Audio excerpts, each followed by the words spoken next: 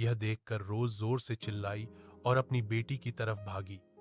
जब रोज वहां पहुंची तो उसे लारा मिल गई, लेकिन वह असमंजस कंफ्यूज्ड में पड़ गई कि उसकी बेटी इतनी दूर कैसे आ गई। वह तो यहीं पास में गिरी थी।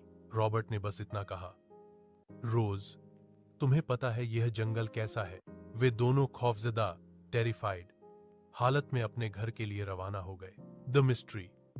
उस रात क्या हुआ था? आखिर क्या हुआ था उस रात? वह काला साया, डार्क फिगर, कौन था जो नन्ही लारा के पास खड़ा था? क्या वह लुकास ब्लैकवुड था, जो बचपन से ही किसी न किसी तरह लारा से जुड़ा, कनेक्टेड हुआ है? रॉबर्ट और रोज किसी तरह अपनी बेटी लारा को लेकर अपने छोटे से घर पहुंच गए। बाहर अब भी तेज बारिश हो रही थी, लेकिन घर की चारदीवारी में पहुंचकर उनका डर कुछ कम हो गया था। रोज ने तुरंत लारा को नहलाया और उसे गर्म कपड़े पहनाए। छोटी सी लारा अब भी डरी हुई थी।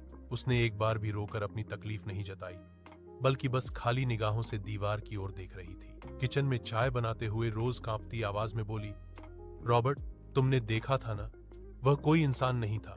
रॉबर्ट ने खिड़की के पर्दे गिराए और रोज के पास आए।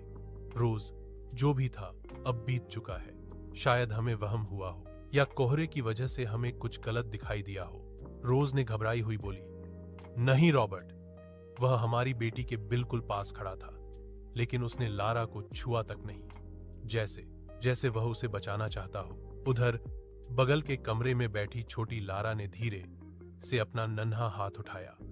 उसकी हथेली में एक पुरानी चांदी की अंगूठी थी। यह अंगूठी उसे कहां से मिली?